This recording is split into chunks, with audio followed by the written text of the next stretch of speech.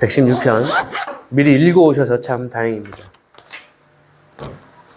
유명한 구절들이 몇몇 눈에 띄죠? 굉장히 유명한 구절이 많이 있고 또 굉장히 중요한 구절들도 오늘 시편에 많이 있습니다. 질문으로 한번 시작해 보겠습니다. 질문입니다. 자, 여러분은 하나님을 사랑하십니까? 네, 아멘. 와, 대단해요. 조금의 망설임도 없이 하나님을 사랑하십니까? 라고 질문을 드렸을 때, 네, 저는 하나님을 사랑합니다. 근데 그 이유를 한번 생각해 보신 적 있으세요? 나는 하나님을 왜 사랑하는가? 자매님은? 이유가 있나요? 하나님이 지으실 때 하나님을 사랑하기 위해서 지으셨거든요, 저를.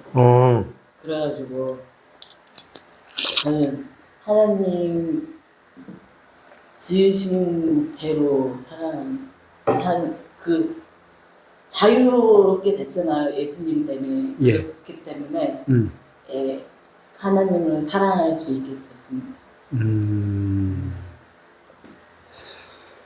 자, 누군가를 사랑한다는 것은 여러 가지 생각할 것도 많고 고민해야 될 것도 많고. 우리 형제님은 하나님을 왜 사랑하십니까? 하나님이 자기 1장 1절처럼 대충 하나님이 천지를 창조하시니라처럼 세상을 다 창조하신 걸 깨달았고 하나님 내가 교통사고로 죽을 뻔했는데 살려주셨듯이 생명은 하나님 손 안에 있구나를 깨달았어요. 그래서 이제 하나님을 믿음의 천국 믿지 않으면 지옥이라는 거를 딱 깨달아서 진짜 죽어가는 영혼들을 위해 복음을 위해 힘써야 되겠다고 딱 깨달아서 하나님은 진짜 사랑이고 창조주신 걸 깨달았습니다. 우리가 여기에 견줄 수는 없지, 비교할 수는 없지만 하나님의 사랑을 이성 간에도 저절로 사랑하는 마음이 생기는 이성이 있어요. 살다 보면 그냥 저절로 사랑하지 말라고 해도 사랑하는 마음이 생겨서 자꾸 보고 싶고 생각나고 만나고 싶고. 근데 하나님은 자꾸 보고 싶고 만나고 싶고 이야기하고 싶고. 그건 그렇진 않아요. 맞죠? 맞죠? 이 사랑이 조금, 사랑이라고 하는 것 자체도 종류가 워낙 많아서 우리 이성 간의 그 사랑을 상상하면서 그 렌즈로 하나님의 사랑을 다 설명할 수는 없는 것 같은데, 우리는 왜 하나님을 사랑할까? 근데 이러한 것, 명확한 것은 답은 이런 것 같아요. 제 경험으로 봤을 때는.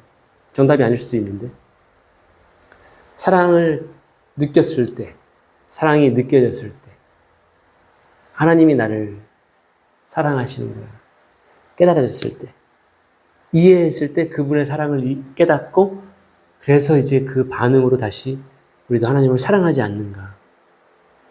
그냥 맹목적으로 내가 좋아하는 이상형 바라보는 것처럼 그냥 사랑하는 것이라기보다는 그분을 이해하고 그분의 사랑을 깨달으면 깨달을수록 더 사랑하게 되고 이해하게 되고. 그래서 그분이 먼저 우리를 사랑하셨다라고 성경은, 우리가 먼저 하나님을 사랑한 것이 아니라 하나님이 우리를 사랑하셨다. 그래서 그것을 계속 깨달아가고, 그래서 이제 하나님을 사랑하지 않는가. 저는 개인적으로 그렇게 생각을 해보거든요. 부모님의 사랑과 약간 비슷한 것 같아요. 맞죠? 부모님은 먼저 우리를 사랑해 주시거든요. 내가 사랑할 능력이 없을 때부터 우리를 사랑해 주시고. 근데 커가면서 그 부모님의 사랑을 조금씩 알아가게 되고 이해하게 되고 그렇게 우리는 사랑하는 데 이유가 있습니다. 시인은 오늘 하나님을 왜 사랑할까? 한번 그것이 우리가 도입으로 한번 생각을 해보면서 보겠습니다. 기도하겠습니다. 하나님 아버지, 이 저녁 저희들 주님의 말씀 앞에 모였습니다. 주님께 예배 드리고 찬양 드리며 또 주님의 말씀 보기를 원합니다. 저희들에게 이러한 열망 주심에 감사를 드리고 이러한 소원 주심을 감사드려서 이제는 주님을 더 알게 하시고 배우게 하시고 깨닫게 하셔서 주님을 더욱더 깊이 넓이 그렇게 주님을 사랑하는 저희들 되길 하여 주시옵소서.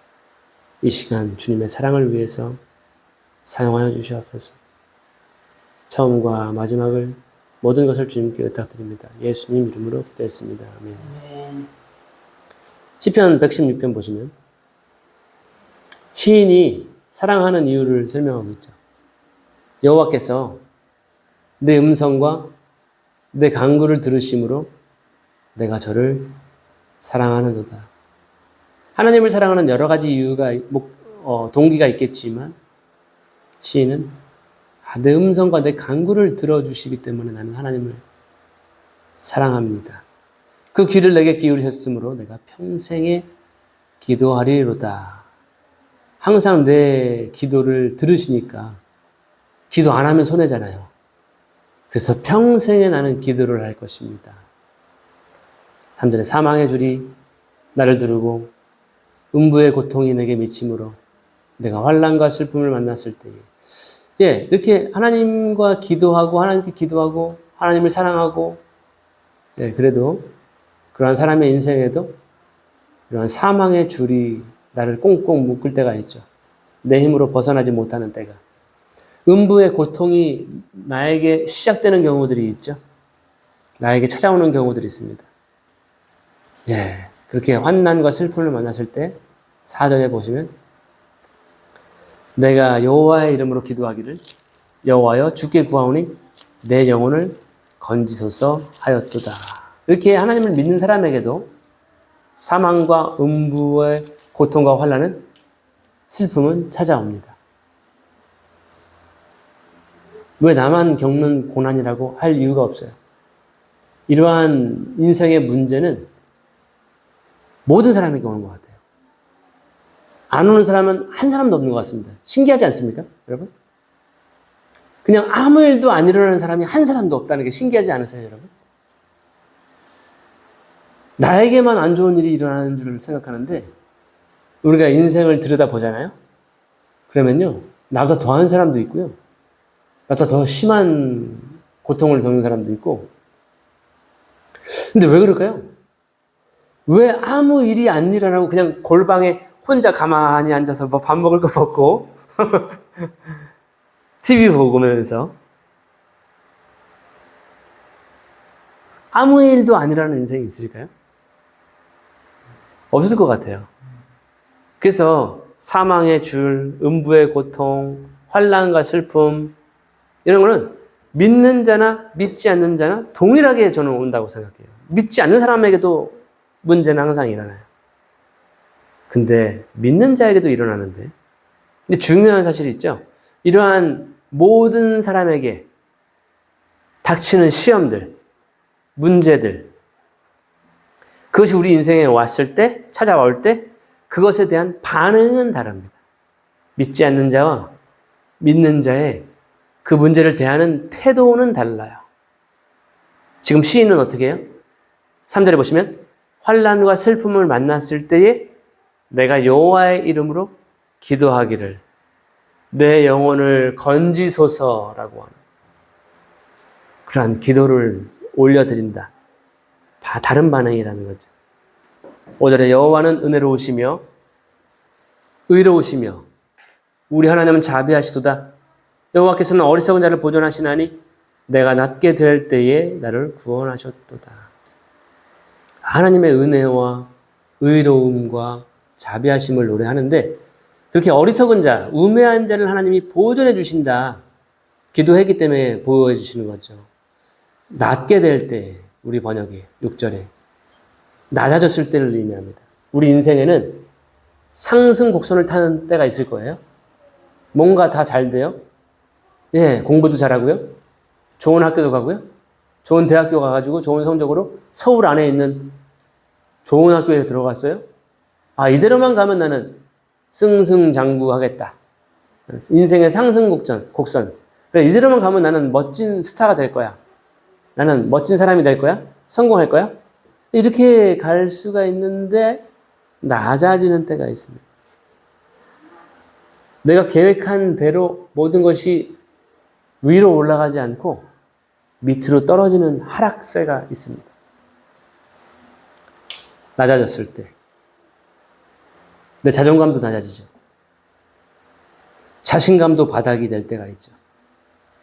내 능력도, 내 재력도, 내 재능도, 나의 미래도 다 바닥일 때가 있을 때가 있습니다.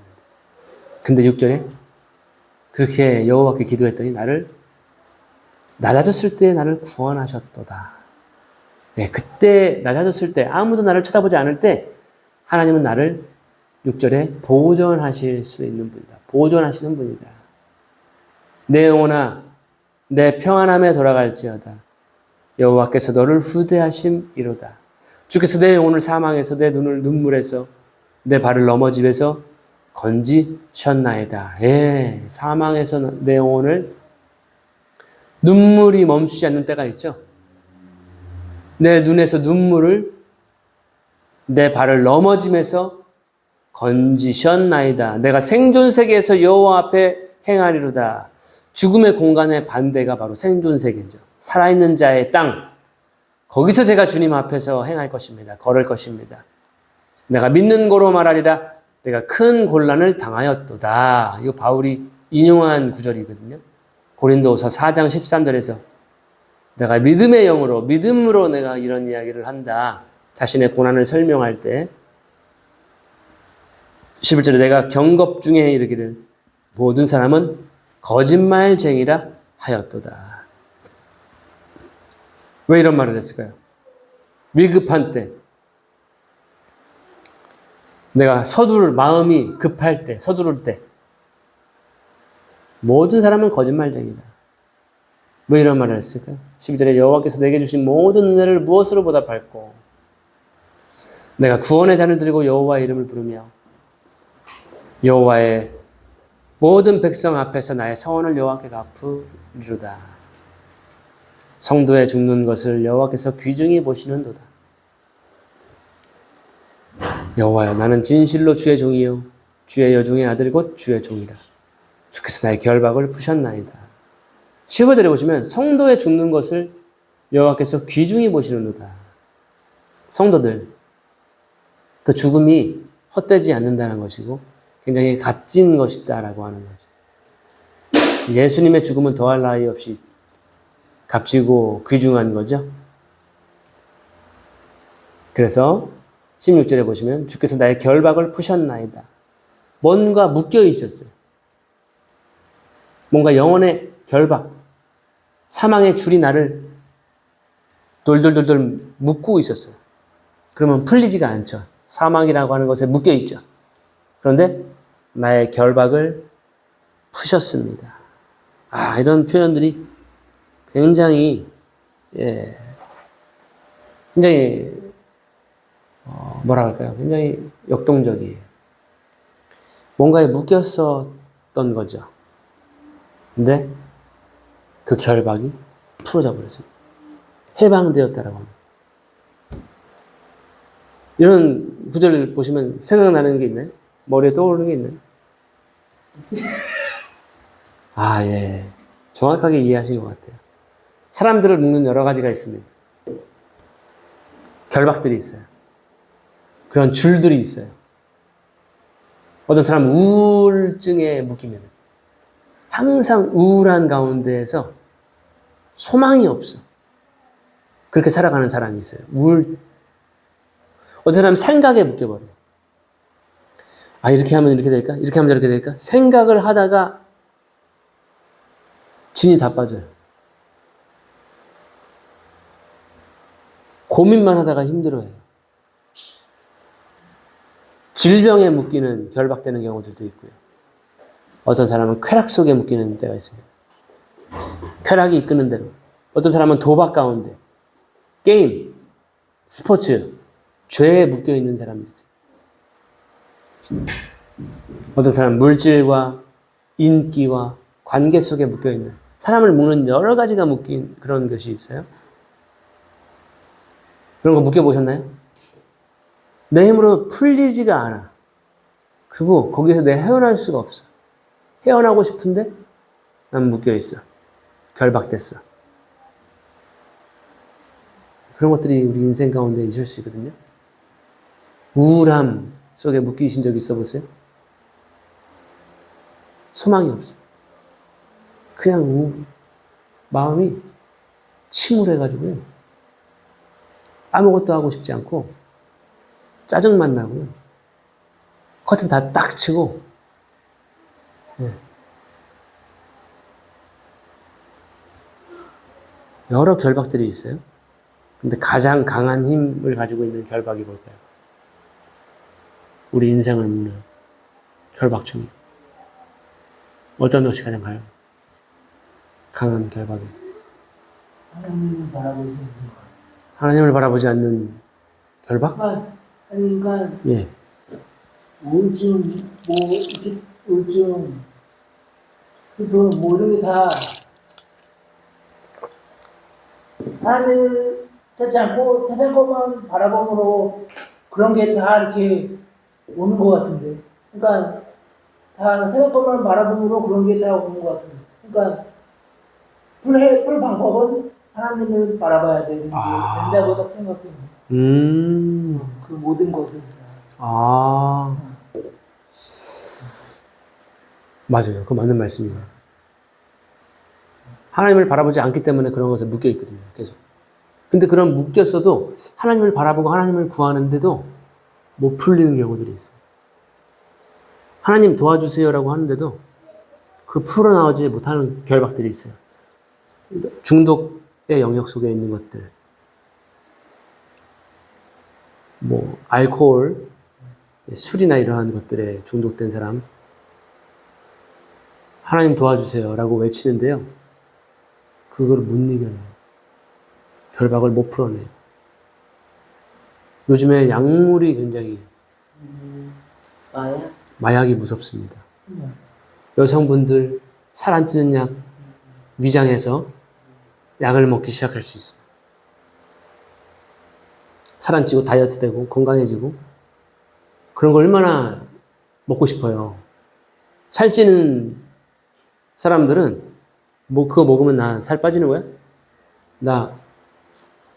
너 홍진경처럼 되는 거야? 나 멸시 되는 거야? 그런 꿈을 부푼 가슴을 안고 그 약 같은 거 먹어봤다. 한번 손 들어보세요. 다이어트 약. 예. 다이어트 약. 근데 요즘에 그러한 것들이 요즘 약물이 굉장히 우리 안전지대가 안 됐습니다. 우리나라도 이제. 위험지역이 됐습니다. 그러다 이런 중독적인 부분에서 잘 풀리지가 않는 결박들이. 근데 그 중에서 가장 큰 힘으로 묶는 것은 사망입니다. 사망을 이긴 사람 있나요? 모든 사람은 사망을 못 이겨내요. 물론 약물도 이겨내기 힘들고요. 알코올도 이겨내기 힘들어요. 담배도 하나 못 끊는데 끊어내기 힘드는데. 근데 담배는 정복한 사람이 많이 있어요. 그나마 이 강도가 좀 약한 거예요. 담배는. 예, 이러한 사람을 묶는 것이 있는데 아무리 힘센 결박이라 할지라도 주님은 그 결박을 풀어주실 수가 있는 거예요. 16절에 보시면 주께서 나의 결박을 푸셨나이다. 이 시인은 사실은 사망의 줄에 묶여 있었던 사람입니다. 그래서 17절에 이 얼마나 감사해요. 나의 결박을 풀어주셨어요. 그랬더니 17절에 내가 주께 감사제를 드리고 여호와의 이름을 부르리이다. 내가 여호와의 모든 백성 앞에서 나의 성원을 여호와께 갚을지라. 예루살렘아 내 가운데서 여호와의 전정에서 내가 갚으리로다. 할렐루야. 할렐루야 시편인 것 같은데, 하나님께 감사제를 드리고 나의 서원을 갚고 하는 사람들에게, 모든 사람 앞에서 내가 여호와의 이름을 높이고, 어디서 그거를 한다 그래요? 바로 예루살렘. 예루살렘. 여호와의 성전에서, 그 뜰에서 내가 갚을 것이다. 할렐루야. 여호와를 찬양하라. 얼마나 기쁠까요? 이 결박에서 풀리고 사망의 고통에서 나를 건지실 때. 그러니까 시인은 처음 1절에 나는 주께서 나의 기도를 들으시니까 내가 주를 너무 사랑합니다. 그 기도를 들으신 거예요. 이러한 고백을 한 사람 성경에서 보셨나요? 아, 주께서 내 기도를 들으시는 줄 저는 알고 있습니다. 예. 저의 기도를 다 들어주시는군요. 이러한 시편 내용 16편, 116편이었고요. 117편으로 가시면 굉장히 의미 있는 시편입니다. 굉장히 짧지만 굉장한 의미가 있어요. 왜 그러냐면은 성경 전체 이제 66권이잖아요. 이 성경 전체를 장으로 나눌 수가 있어요. 장으로 나누면 가장 정 가운데 있는 장, 그것이 117편입니다. 왜 이렇게 행복하세요? 왜 이렇게 좋아하세요? 가장 장으로 나눴을 때 정중앙에 위치한 장이에요. 117편. 그리고 가장 짧은 장입니다. 가장 짧은 시편이기도 합니다. 우리가 가장 긴 시편 좀 있으면 119편을 만날 텐데, 이 117편은 가장 짧은 시편 2절밖에 없어요. 이렇게 시를 지으려면 이렇게 지어야 될 것 같아요. 괜히 줄줄이 길게 쓰기보다는 정말로 간단하지만 몇 구절 안 되지만 딱딱딱, 그런 시가 정말 마음에 깊이 진하게 남는 시가 아닐까요? 주저리 많은 산문시도 있지만 가장 짧은 시편. 어떠한 내용이냐면 1절에 보시면 너희 모든 나라들아 여호와를 찬양하며 너희 모든 백성들아 저를 칭송할지어다. 우리에게 향하신 여호와의 인자하심이 크고 진실하심이 영원함이로다. 할렐루야. 아, 이것도 할렐루야 시편일 것 같은데, 이 시편의 내용이 뭐예요? 여호와의 영원한 인자와 진실, 진리들을 모든 나라들아, 모든 백성들아 저를 칭송할지어다, 찬양할지어다. 지금 그러한 내용입니다. 다시 한번 하면 모든 나라와 모든 백성이 여호와의 영원한 인자와 진리, 진실들을 찬양하라라고 하는 내용이에요. 그렇다고 볼 때 지금 이게 모든 나라가 지금 우리 전 세계, 이 지구 지금 70억 인구 됐나요? 80억 인구인가요? 이 인구가 모든 나라와 모든 백성들이 하나님을, 여호와를 찬양하고 있진 않아요. 예를 들면 힌두교 다니는 사람, 절에 다니시는 분, 그 다음에 이 지구의 3대 종교가 뭐죠? 예, 이슬람까지 하면. 이 지구상에 가장 사람이 많은 그것이 첫 번째로 불교, 그 다음에 이슬람, 그 다음에 기독교, 이렇게 되거든요. 힌두교도 있고, 그 외에도 조금 다른 종교들이 있을 텐데, 지금 전 세계는 모든 나라는, 모든 백성들은 여호와의 인자하심과 그분의 진리를 찬양하고 있지 않습니다. 근데 시인은 117편에서 그걸 지금 찬양하라라고 명령을 하고 있는 거죠. 아직 이루어지지 않은, 아직 이 지구가, 이 온 땅이 하나님의 나라가 되지 않은 그러한 시점인데, 이러한 날이 저는 올 거라고 생각하거든요. 그것을 이제 우리는 기도하거든요, 사실은. 하나님의 나라가, 아버지 나라가 하늘에서 이루어진 것 같이 이 땅에서도 이제 하나님의 나라가 모든 열방이 다 주께 예배하고 돌아오게 될 것이다라고 하는. 우리가 지구 역사상 우리 인생 가운데선 볼 수 있을지 볼 수 없을지 이루어질지 안 이루어질지 모르겠지만 분명히 지구 역사 속에서는 이러한 날이 이루어질 것을 우리는 예측을 해볼 수 있습니다. 자, 다음 시편으로 보시면 이 118편 초반에 도입부는 굉장히 재밌는 도입부예요. 마치 선창 누군가 하면 후창으로 후렴을 바로 불러주는 우리나라 노동요와 같이 이제 가면 하면 언제 오나 이런 어허야 이런 노래 우리나라 하잖아요. 그것처럼 그러한 구조를 이 초반에 갖추고 있고 그리고 118편은 수미상관이라고 들어보셨나요? 시의 하나의 형식 중에 하나가 뭐냐면 수미, 머리와 꼬리가 맨 앞과 맨 끝이 똑같은 구절을 쓰는 그러한 구조가 있어요.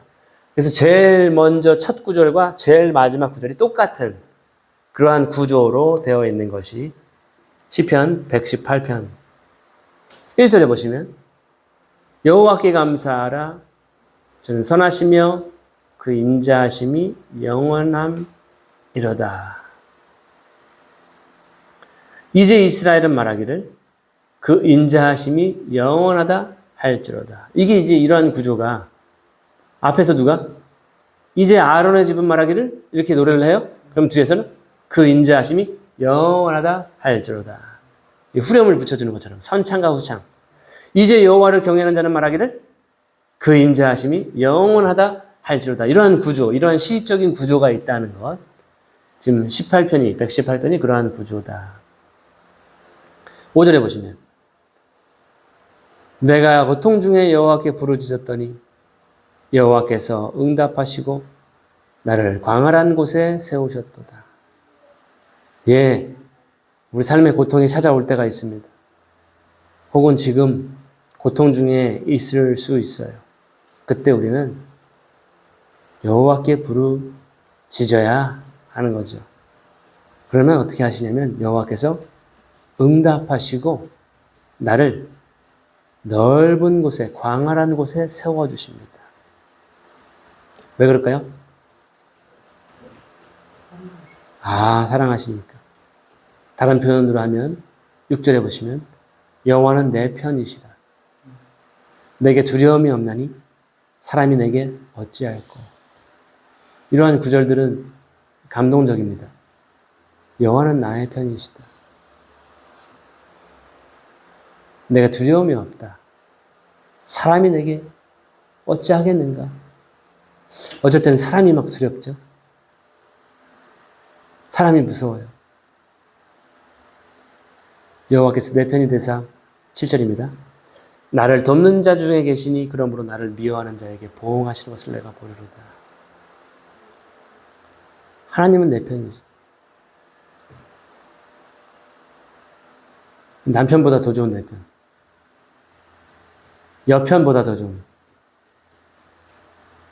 그 맞죠? 남편과 여편. 남편도 아는데 여편 모르세요? 우리말 의미가 그런 말 아닐까요? 남편은 남편. 여편네라고 그러죠, 우리가 혹시. 그래서 여편. 남편네. 여편네. 모르겠어요. 제가 이 기원을 잘 모르겠어요. 근데 이 말을 하다 보니까, 맞네? 남편, 여편. 맞죠? 그보다 더 좋은 편이 내 편. 하나님은 나의 편. 이보다 더 좋은 것은 없다고 생각합니다. 이보다 더 좋은 것이 있을까요? 이 지구상에, 이 우리 인생 가운데. 하나님이 나를 위하시면 누가 나를 정죄하리고. 그가 내 옆에 계시는데, 내 우편에 계시는데, 두려울 게 뭐가 있어요? 우리가 태어날 때부터 우리와 함께 계셨죠? 태어나기 전부터 우리를 보셨습니다. 그리고 내가 힘들 때, 내가 아플 때, 내가 성장통을 겪을 때, 내가 눈물 흘릴 때, 그 모든 때 그분은 한 번도 떠나신 적이 없으실걸요? 그리고 내가 늙었을 때, 내가 침상에 누워있을 때, 연약해져 있을 때, 그때에도 하나님은 내 편이시죠. 내 옆에 아무도 내 편이 없을 때, 그때도 하나님은 저와 여러분의 편이십니다. 이보다 더 좋은 건 없습니다. 내가 눈을 감을 때, 내 생명이 다했을 때, 사람이 내게 어떻게 하리요? 난 두려움이 없다. 왜냐하면 여호와는 하나님은 내 편이시기 때문에. 언제나 내 편이시기 때문에. 이 구절을 통해서 히브리서 13장 6절이 비슷한 구절이 있는데요. 히브리서 13장 6절은 이렇게 말합니다. 그러므로 우리가 담대히 말하되 주는 나를 돕는 이시니 내가 무서워하지 아니하겠노라. 사람이 내게 어찌하리요 하노라. 주님이 나를 도우시는데 사람이 나를 어떻게 하겠습니까? 내 인생이 나를 어떻게 하겠습니까? 이 세상이 나를 어떻게 하겠습니까? 또 유사한 구절이 시편 54편 4절과 5절인데요. 하나님은 나를 돕는 이시며 주께서는 내 생명을 붙들어 주시는 이시니이다. 주께서 내 원수에게 악으로 갚으시리니 주의 성실하심으로 그들을 멸하소서. 굉장히 유사한 지금 118편과 시편 54편 이러한 구절들, 이러한 가사말은 서로 굉장히 유사하고요. 히브리서 13장 6절도 굉장히 유사합니다. 하나님은 나를 돕는 분이시다. 하나님은 나의 편이시다. 예, 이보다 더 좋은 건 없는 것 같아요. 항상 내 편에 모시면 참 좋을 것 같아요, 하나님을. 하나님은 언제나 내 편이십니다.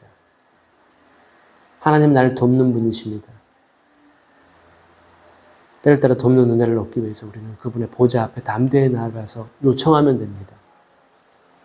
그분은 나의 돕는 분이십니다. 8절에 여호와께 피함이 사람을 신뢰함보다 나으며 여호와께 피함이 방백들을 신뢰함보다 낫도다. 여러분들 번역에는 여호와께 피함이라고 되어 있나요? 여호와께 의지함. 그렇게 번역된 성경에 있어요. 여호와를 신뢰하는 것이라고 번역하는 것이 있어요. 그분을 믿고 신뢰하고 그분께 피하는 거예요. 그것이 사람을 신뢰함보다 낫고 방백들을 신뢰함보다 낫다. 더 우월하다. 그렇기 때문에 우리가 누구를 신뢰하는 것, 누구에게 피하고 누구를 의지하는 것이 낫는가? 내 편이신 여호와 하나님이다. AI보다 낫다. 사람보다 낫다. 통치자보다 낫다. 10절에 열방이 나를 에워쌌으니 내가 여호와의 이름으로 저희를 끊으리로다. 자, 열방이 앞에 시편에서는 열방이 모든 백성과 모든 열방은 여호와께 찬양하라라고 했는데, 예, 말씀드렸지만 일부 열방은 하나님께 적대적입니다. 말 안 들어요. 하나님께 찬양하라 해도 내가 왜 너의 신에게 찬양하냐? 그런단 말이죠. 10절에 보시면 열방이 나를 에워쌌다. 아, 열방이 지금 누군가를 에워싼 거예요. 공격하기 위해서. 그랬더니 내가 여호와의 이름으로 저희를 끊어낼 것이다. 11절에 저희가 나를 에워싸고 에워쌌으니 내가 여호와의 이름으로 저희를 끊으리로다. 저희가 벌과 같이 나를 에워쌌으나 벌 아시죠, 여러분? 가시던 불에 불같이 소멸되었나니 내가 여호와의 이름으로 저희를 끊으리로다. 여호와의 이름으로 열방에 대한 응징과 처단과 소멸, 지금 이것에 대한 의지를 지금 나타내고 있죠. 자, 이러한 구절들을 봤을 때 우리는 어떠한 것이 생각나나요? 예수님입니다. 예수님이 이 땅에 오실 때 모든 나라를 다 굴복시킬 것입니다. 그래서 하나님의 나라를 세우게 되는 거예요. 그러한 모습들이 상상이 되고 13절에 보시면 내가 나를 밀쳐 넘어뜨리려 하였으나 여호와께서 나를 도우셨도다. 여호와는 나의 능력과 찬송이시요 또 나의 구원이 되셨도다. 의인의 장막에 기쁜 소리 구원의 소리가 있으며 여호와의 오른손이 권능을 베푸시며 여호와의 오른손이 높이 들렸으며 여호와의 오른손이 권능을 베푸시는 도다.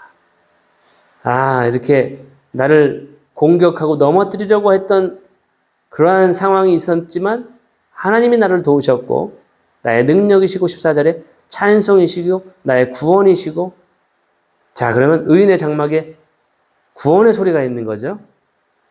여호와의 권능의 오른손은 그 능력을 베푸셨기 때문에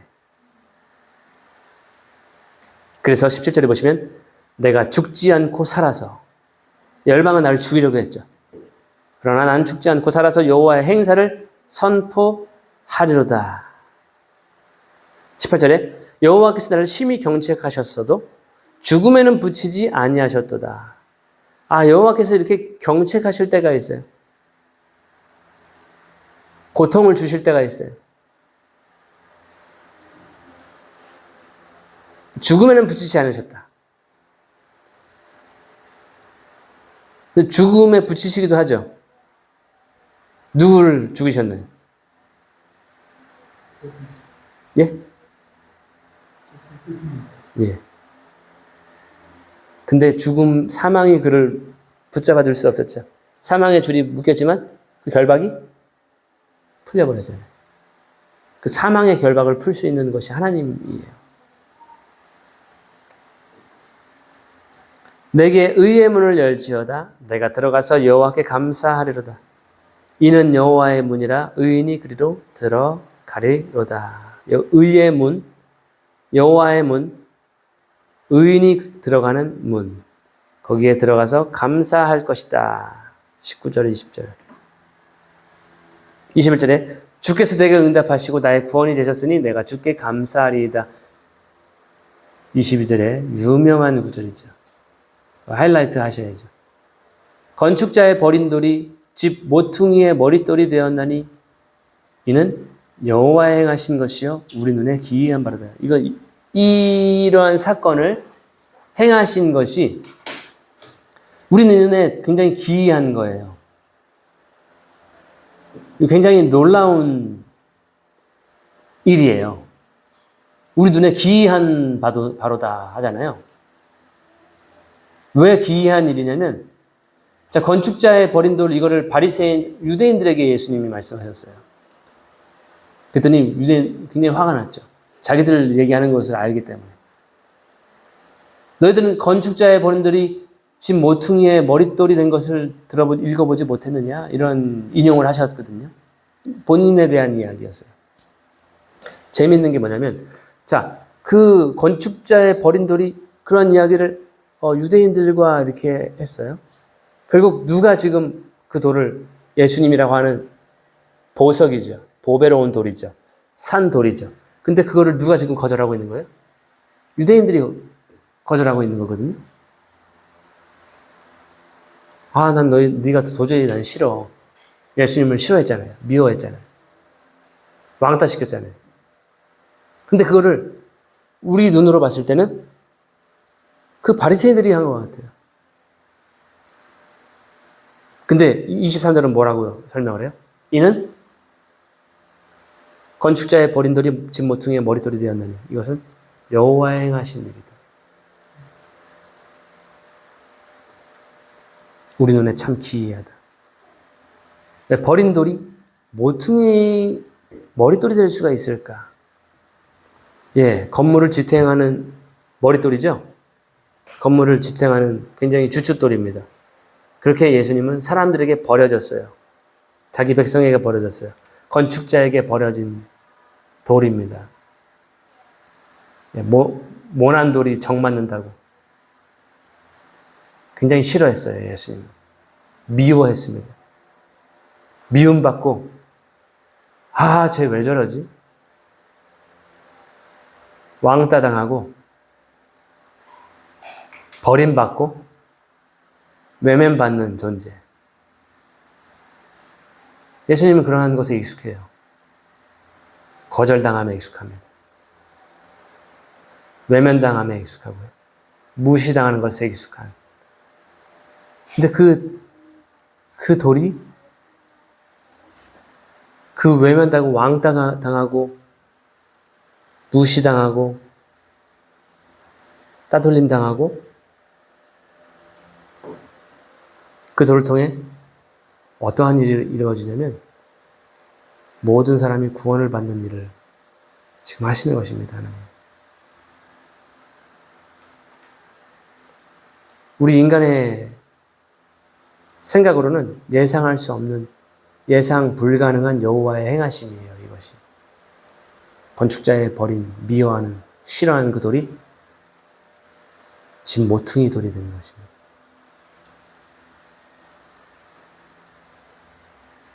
이스라엘에 이 날은 여호와의 정하신 것이라. 이 날에 우리가 즐거워하고 기뻐하리로다. 여호와여 구하옵나니 이제 구원하소서. 여호와여 우리가 구하옵나니 이제 형통케 하소서. 이제 구원하소서. 이거 유명하죠? 그냥 유명한 거예요. 이게 뭐죠? 왜 유명한지 모르세요? 이제 구원하소서.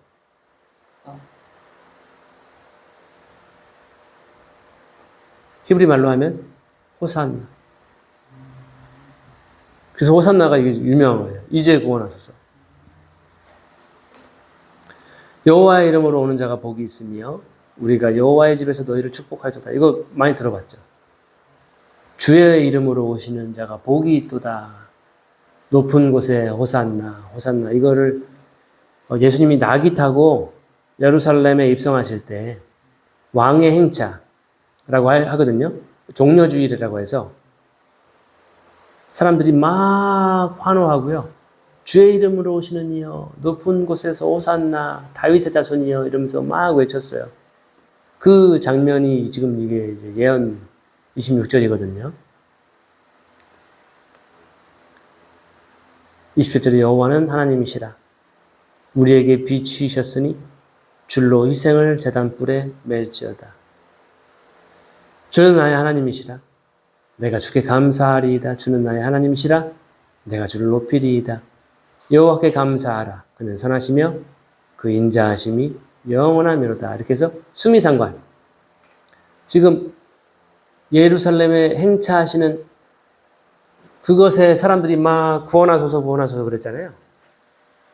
근데 그때 사람들을 구원은 안 하시고 성전에 들어가서 막 깨부시고 그리고 나서 이러한 모습들. 근데 십자가에서 구원을 하셨지만 그들이 예상했던 그런 구원자의 메시아의 모습이 아니었어요. 그래서 이러한 시편을 통해서 그러한 예언의 성취를 우리가 볼 수 있고 그리고는 구원자로서 백성을 구원하실 것이다 라고 하는. 그래서 29절에 여호와께 감사하라. 그는 선하시며 그 인자하심이 영원함이라다. 이러한 굉장히 시적인 앞에서는 선창, 후창, 선창, 후창 이런 것들이 있고요. 그 다음에 맨 앞절과 맨 뒷절이 그렇게 똑같은 이러한 구조의 시가 되겠습니다. 건축자의 버린 돌이 모퉁이 돌이 되었다. 우리 눈에 기이하다. 이날 우리가 기뻐하자, 즐거워하자. 구원의 방도가 굉장히 다른 거예요. 하나님이 우리가 생각했던 하나님의 구원의 방법과 하나님이 행하시는 그 구원의 방법들이 다른 거예요. 그래서 그는 선하시고 그의 인자는 영원하시다. 라고 하는 그러한 118편 되겠고요. 119편. 굉장히 특이한 그러한 구절입니다. 시편입니다. 가장 긴 시편인데 절수가 176절. 그리고 이게 이제 히브리어는 22개의 알파벳이 있어요. 우리나라는 기역, 니은, 디귿, 리을 뭐 이렇게 해서 몇 가지가 있잖아요. 근데 히브리어에도 A, B, C, D라고 하는 뭐 이런 알파벳이 있어요. 흔히 가나다라 마바사가 있어요. 그렇게 22개가 있거든요. 히브리어에는. 근데 그 한 알파벳당 8구절씩 22개가 있는 거예요. 기역, 니은, 8구절씩. 그렇게 구성이 되어 있어요. 여러분 성경에는 그게 안 되어 있죠? 예, 근데 좀 좋은 성경 이렇게 보시면, 딱 보시면 119편 1절에 앞에 알레프라고 되어 있습니다. 알렙. 그게 히브리 알파벳 A예요. 알레프. 그렇게 8구절. 또 두 번째 8구절 지나면 베드라고 하는 B같이 생겼죠. 베드라고 하니까. 알레프라서 A같이 생겼죠. 예, 그런 8구절씩 쭉쭉쭉쭉 연결하면 22개에서 176개의 구절로 되어 있어요. 그런 형식이에요. 처음 들어보셨나요? 저도 이거 안지 얼마 안 돼요. 이런 형식으로 되어 있어요. 주제가 뭐냐면 하나님의 말씀에 대한 사랑과 찬양입니다. 말씀에 대한 찬양이 주를 이루고 있어요. 다른 표현으로는 주의 법, 주의 율례, 주의 계명, 다 이런 표현들로 되어 있는데 그게 다 말씀이죠. 한마디로 공통으로 딱 한 단어로 표현하자면 말씀이라는 것인데 그 말씀에 대한 찬양과 사랑에 대한 저로서는 굉장히 너무나도 공감이 되는 주제예요. 하나님의 말씀은 항상 저는 높이고 싶고 찬양하고 싶고 공감되는 주제입니다. 우리가 하나님과의 교제를 하죠. 하나님은 보이지는 않고 만져지지 않고 냄새도 못 맡고 우리 오감으로 잘 경험하지 못하는 것이 영적인 하나님이라고 할 수 있는데 그래서 하나님은 흥미롭게도 이러한 책을 주셨어요. 이 성경 놀라운 책인데 신과의 교제에 있어서 하나님과의 교제를 우리가 할 때 어떤 사람은 이런 성경, 이런 경전으로 신과의 교제를 한다? 어떤 사람은 다른 것으로 하나님과 더 많은 시간을 보낼 수도 있어요. 맞죠? 근데 신과 사람과의 교제에서 가장 중요한 위치를 차지하는 것이 뭘까?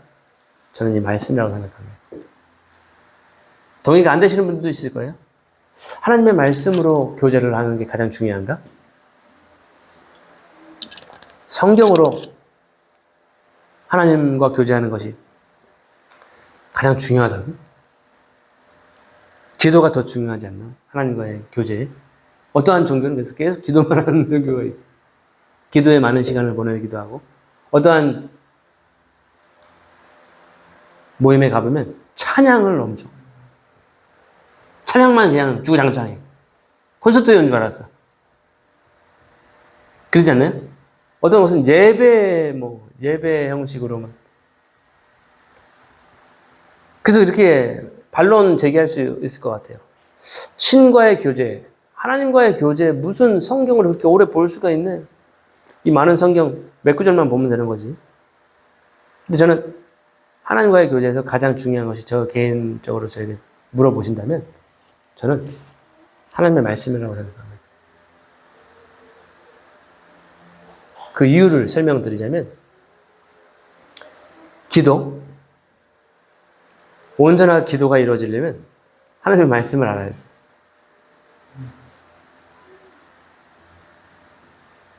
저 사람이 누군지 몰라.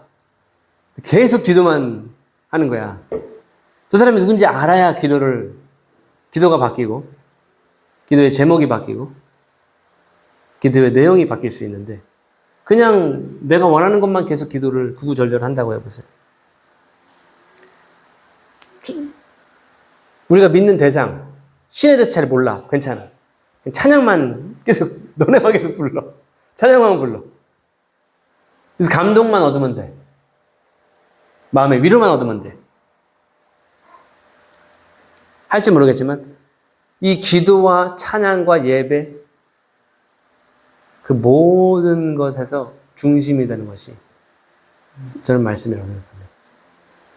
말씀을 온전히 이해할 때 기도가 달라지겠죠. 우리가 하나님 잘 모르면 맨날 저 좋은 대학 가게 해주세요. 이런 기도할 거예요. 저 돈 많이 벌게 해주세요. 이런 기도할 거예요. 그런데 성경은 뭐라고 얘기해요? 돈을 사랑함이 일만 악의 뿌리다. 너는 재물과 하나님을 겸하여 섬길 수 없다라고 하는데 기도를 하나님 저 돈 많이 벌게 해주세요. 저 연봉 올라가게 해주세요.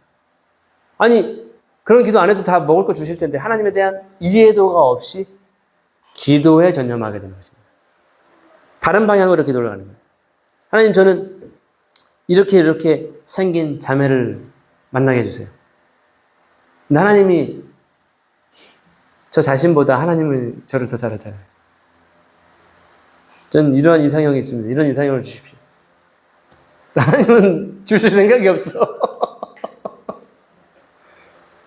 꿈도 꾸실 생각을 하면 안 돼. 근데 하나님 저는 이러한 자매를 주십시오. 하나님의 계획도 모르고 뜻도 모르고 미래도 모르고 그 인간은 그런단 말이에요. 유한한 존재, 제한적인 존재. 성경을 통해서 나에게 필요한 배필이 누구인가? 정말 저를 도울 수 있는 배필을 하나님이 준비할 것인데 이 헛 다리만 짚는 거예요. 내 만나고 싶은 사람은 이 사람 이 남자 아니야. 저를 치워. 패스. 다음. 그래서 그런단 말이에요. 내 스타일이 있는데 자꾸 하나님은 내 스타일도 모르시나? 너무하셔. 이렇게밖에 안 된다거든요. 하나님을 온전하게 교제하기 위해서 그분의 말씀이 굉장히 중요해요. 저는 그렇게 생각해요. 그러면 기도가 달라지고 찬양이 달라지고요. 예배가 달라집니다. 그래서 지금 시편 119편은 그 하나님의 법, 규례, 율례, 계명 이런 것을 증거 이런 것을 계속 노래합니다. 얼마나 이것이 중요하면 이 119편은 이러한 주제를 가지고 176절을 만들었을까요? 위급할 때 우리는 전화를 몇 번 누르죠? 119. 시편 119편입니다.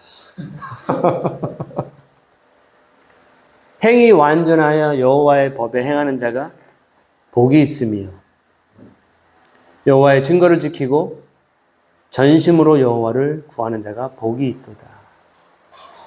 저는 복을 좋아해가지고요. 어떻게 하면 복 받는지 지금 항상 이렇게 제 눈에 잘 들어와요. 복 받는 비결. 그러면 나도 이렇게 하면 복 받겠구나. 지금 시인은 뭐라고 얘기했냐면 행위가 완전하여 여호와의 법에 행하는 자가 복이 있다. 여호와의 법을 행하는 자가 복이 있다. 여호와의 증거를 지키고 전심으로 여호와를 구하는 자가 복이 있도다. 실로 저희는 불의를 행치 아니하고 주의 도를 행하는도다. 불의를 행하든지 주의 도를 행하든지 죄를 행하든지 주의 말씀을 행하든지 두 가지죠. 이런 사람이 복이 있는 사람이에요. 4절에 주께서 주의 법도로 명하사 우리로 근실히 지키게 하셨나이다. 내 길을 굳이 정하사 주의 율례를 지키게 하소서. 이러한 기도 너무 멋진 기도입니다. 내 길을 굳게 정해 주셔서 주의 말씀을 지키게 해 주십시오. 우리는 말씀을 행하지 않으려고 하는 그러한 못된 이 마음의 심사가 있어요. 말씀 행하고 싶지가 않아. 그런데 말씀을 지키게 해 주십시오. 주의 율례를 지키게 해 주십시오. 이런 기도. 시인의 기도입니다. 6절에 내가 주의 모든 계명에 주의할 때에는 부끄럽지 아니하리이다. 우리 삶에 부끄러운 순간들이 있어요. 수치스러운 때가 찾아옵니다.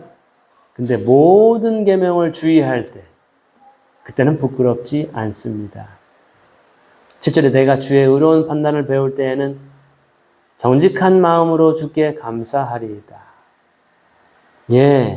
배우지 않고서 깨달을 수 없겠죠. 하나님을 배우지 않고 성경을 배우지 않고 어떻게 그걸 다 깨달을 수 있겠습니까? 한 번은 제가 이러한 분도 만난 적이 있어요. 성경 그거 왜 성경 그렇게 많이 공부하냐?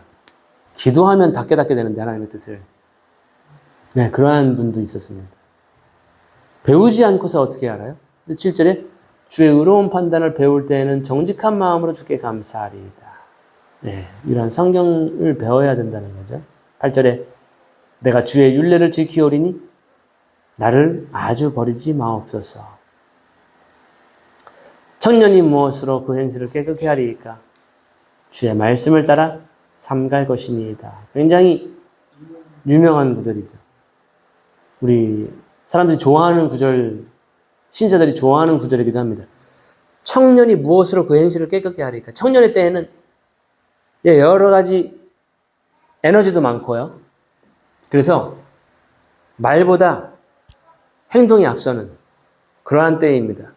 이 에너지가 앞서는 때입니다. 그래서 그 행실이 더러워지는 때가 많이 있는데 그 행실을 어떻게 깨끗게 할 수가 있을까? 주의 말씀을 따라 삼가는 것이다. 예. 행실을 깨끗하게 하는 것, 우리 삶 가운데 안 좋은 행실들이 남아있죠? 예, 여전히 깨끗하게 해야 할 영역들이, 부분들이 남아 있습니다. 그러한 행실을 깨끗하게 하는 것은 비누가 아닙니다. 세정제가 아니에요. 샴푸가 아니에요. 뭐냐면 주의 말씀이 행실을 깨끗하게 합니다. 주의 말씀을 따라 삼가야 됩니다. 이 구절로 볼 때 우리 청년의 때부터 하나님의 말씀으로 훈련받는 것이 얼마나 중요한지를 우리는 이해할 수 있어요. 말씀 훈련이 되어 있어야 됩니다. 우리의 행실을 다듬어 갈 수 있는 힘이 어디 있냐면 하나님의 말씀, 주의 말씀을 따라 삼갈 수 있는 그러한 훈련들이 필요해요. 경건 훈련이 필요합니다. 경건 훈련은 이 생에 뿐만 아니라 오는 세상에까지 유익이 있는 거죠. 육체의 연습과 육체적인 훈련들, 그것은 우리가 이 삶을, 육체를 가지고 있을 때까지만 좋은 영향이 있어요. 경건 훈련, 말씀 훈련은 현재와 미래에도 유익이 있다라고 하는. 예, 그래서 말씀을 따라 삼가는 이 훈련이 청년에게 필요합니다. 예, 청년의 때 이 훈련이 필요한 거예요. 저와 여러분, 아직 청년이잖아요? 네, 이러한 말씀 훈련 굉장히 중요합니다. 10절에 내가 전심으로 주를 찾아 싸우니 주의 계명에서 떠나지 말게 하소서. 예, 이 말씀을 배운 후에는 그 배운 대로 그 계명에서 떠나지 않는 것이 중요하죠. 말씀을 배우긴 배웠어요. 근데 그 말씀대로 살지 않아. 무용지물이에요. 그 말씀을 떠나는 삶을 살고 있어. 별로 안 좋은 거예요. 예수님도 비슷한 이야기를 하셨는데 내 말이 너희 안에 거하고 너희가 내 말에 거하면 너희가 참 내 제자가 된다. 진짜 제자예요. 가짜 제자가 있어요. 가짜 제자는 배우긴 배우나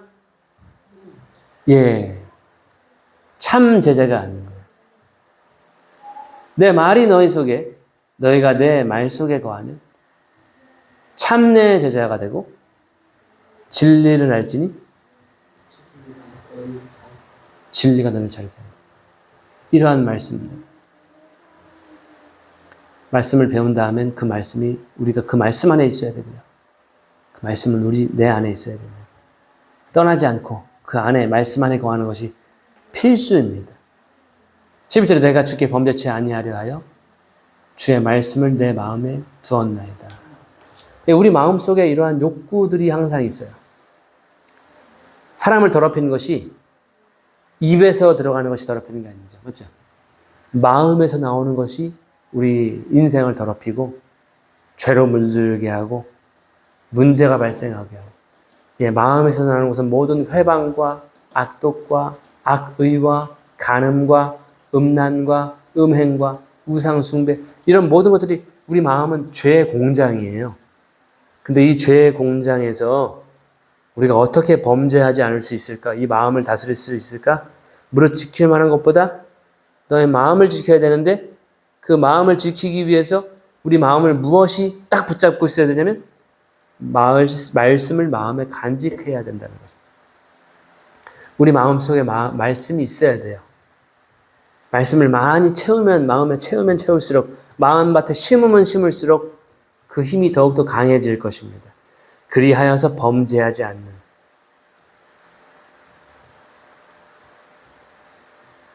말씀이 우리 마음을 지배할 때 죄를 범하지 않습니다. 근데 우리 욕구와 욕망이 마음을 지배할 때 에이 무슨 말씀 이거 어떻게 해. 욕망이 마음을 지배할 때 우리는 행동으로 죄를 옮기게 됩니다. 그래서 어떠한 사람이 욕망과 죄를 이길 수 있는가? 말씀이 그 욕망의 마음을 제어하는 사람이 죄를 이깁니다. 이 전쟁이에요. 말씀으로 욕망을 죽일 것인지 아니면 욕망이 나를 지배하든지. 그러면 죄를 범하게 되는 거죠. 영적인 전쟁이 내 마음속에서 이루어집니다.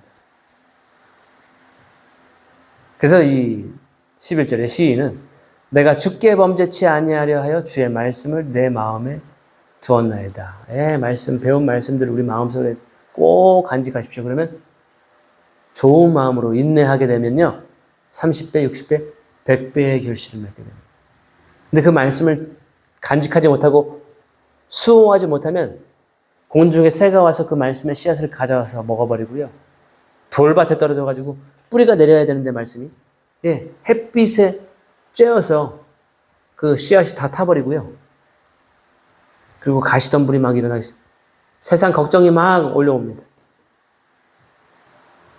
그래서 말씀이 좀 자라는데 세상 염려와 걱정과 재리와 이 세상 쾌락들이 그 말씀의 열매가 나무가 못 자라도록 막아버리는 때가 있어요.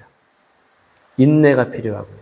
그 말씀을 고이 간직해서 그대로 지켜내는 것이 필요합니다. 그랬을 때 30배, 60배, 100배의 결실을 맺게 되는 것입니다. 12절에 찬송을 받으실 여호와여 주의 율례를 내게 가르치소서.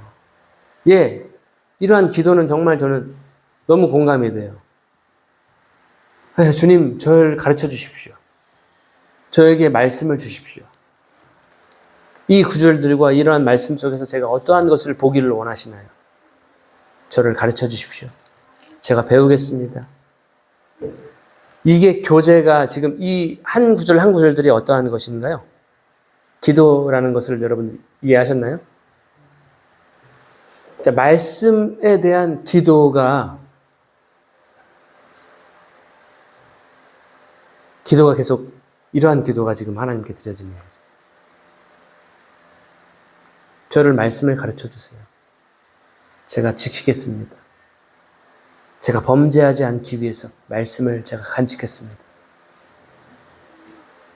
13절에 주의 입의 모든 규례를 나의 입술로 선포하였으며 내가 모든 재물을 즐거워함 같이 주의 증거의 도를 즐거워하였나이다.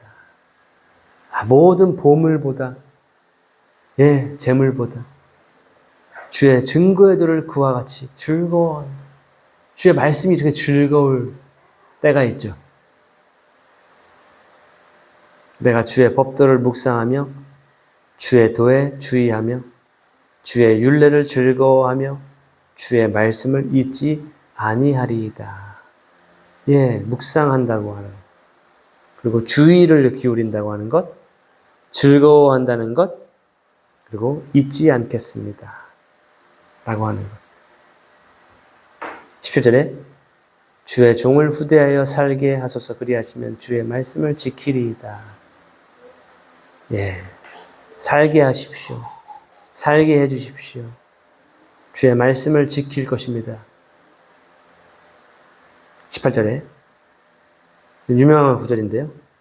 내 눈을 열어서 주의 법에 기이한 것을 보게 하소서. 우리가 아무리 성경 많이 100번 읽고 10번 읽어도 깨닫지 못하는 경우들이 있어요. 근데 내 눈을 열어주십시오. 그래서 주님의 말씀에, 주의 법에 놀라운 것을 보게 하십시오. 계시해 달라는 것입니다. 주님의 말씀의 그 신비로운 것과 비밀들을 열어달라는 것입니다.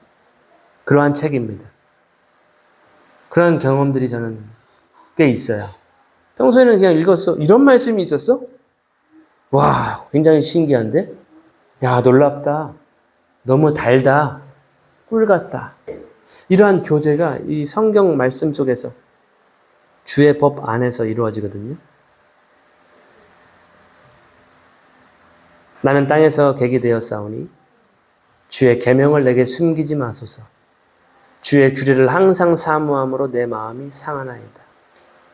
아, 말씀을 너무 사모하는 거예요. 그래서 마음이 상할 정도로. 이런 사람 봤나요? 아, 나 성경 보고 싶어서 나 못 견디겠어. 우리 형제님 그러지 않아요? 그래요? 아, 나 성경 봐야 되는데 나 지금 여기서 이거 나 영화 보고 싫은데. 아, 놀러 가기 싫은데 나 지금 성경 봐야 되는데. 왜 이렇게 하라는 게 많은 거야?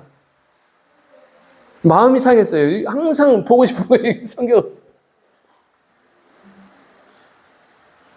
아, 저도 좀 집에 가서 매 좀 맞아야 될 것 같아요.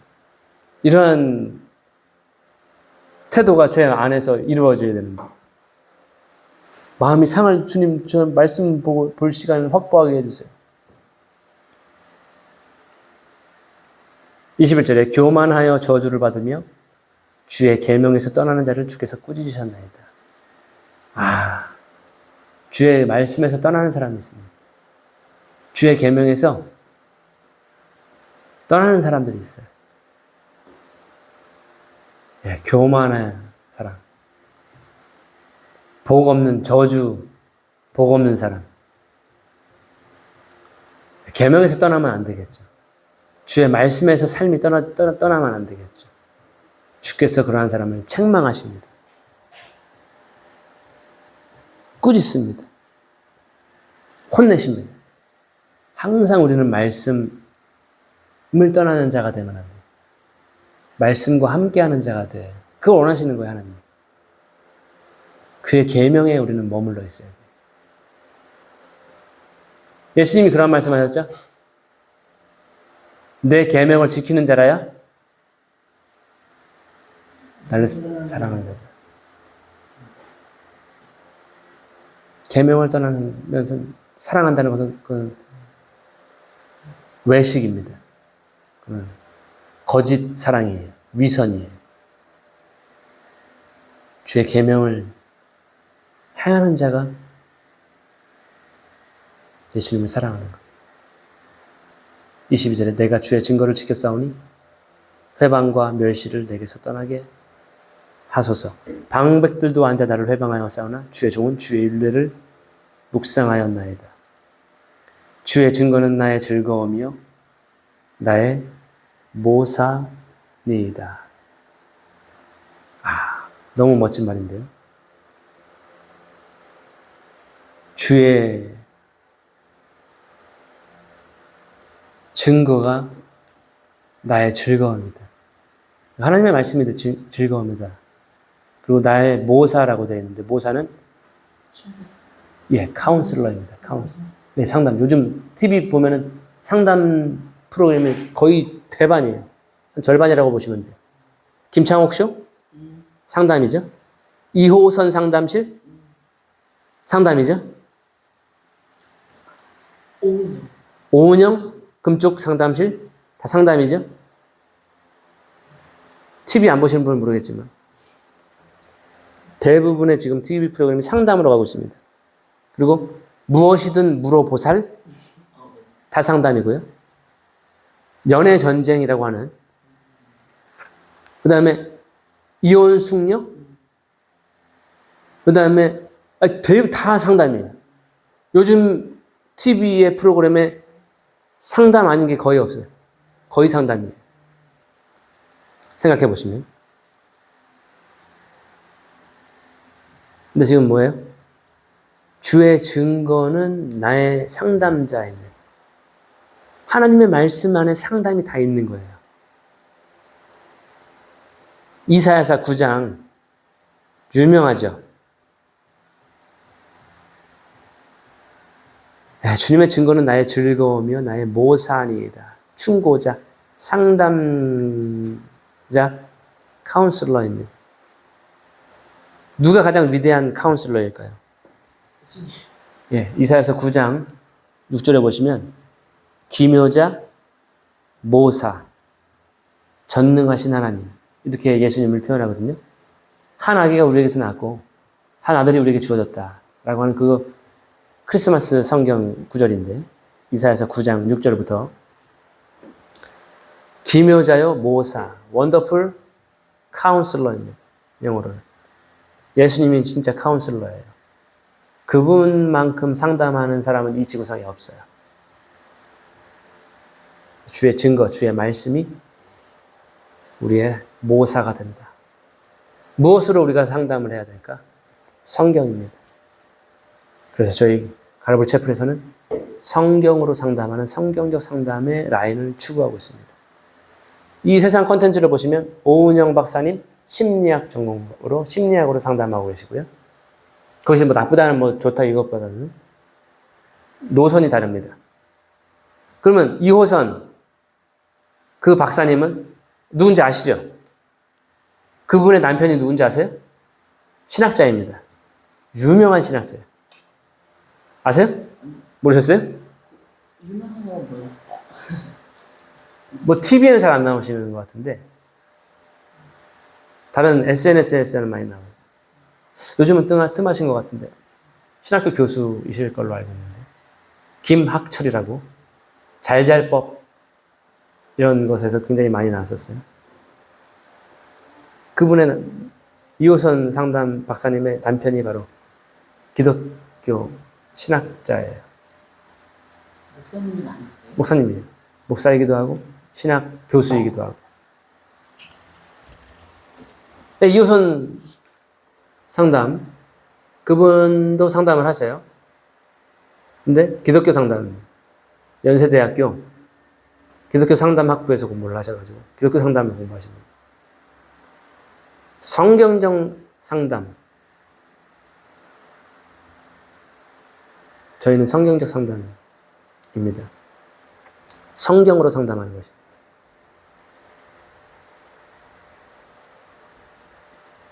예수님이 상담가예요. 예수님의 상담법은 항상 대부분 뭐라고 시작되냐면 기록되었을 때 무엇으로 답변을 많이 하시냐면 성경으로 모든 것을 답변해 주십니다. 성경에 답이 있다는 것이죠.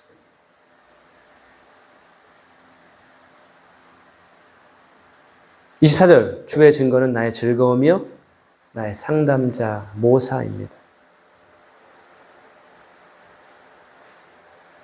하나님의 말씀으로 상담받으시고 거기서 즐거움을 찾으시고 거기서 모든 문제 해결받으시기를 예수님 이름으로 축원합니다. 예수님이 상담자이십니다. 그분은 말씀이십니다. 말씀이 육신이 되어 우리 가운데 거하심에 독생자의 영광, 은혜와 진리가 충만하신 그분이 상담자입니다. 그분의 상담을 통해서 모든 문제 해결되시기를 바라면서 오늘 말씀은 여기까지 24절까지죠? 예, 다음 주 계속 너무 길어서 오늘 다 못해요. 이거 하면은 우리 집에 10시에 가야 돼요. 예. 기도로 마치겠습니다. 하나님 아버지, 기묘자이시며 모사이신 예수님, 우리에게 주심을 감사드리고 또 놀라운 주의 법, 하나님의 말씀, 이 기이한 생명책을 저희에게 주심에 감사를 드립니다. 이 말씀 속에 있는 그 많은 수많은 진리들을 통해서 우리를 자유롭게 하여 주시옵소서. 주의 법의 기이한 것들을 저희들로 보게 하시고 맛보게 하셔서 송이꿀보다 더 달콤한 하나님의 말씀의 그 맛을 경험하는 저희들 되게 하여 주옵소서. 이 저녁을 감사드립니다. 찬양드리며 이 모든 것을 예수님 이름으로 기도합니다. 아멘.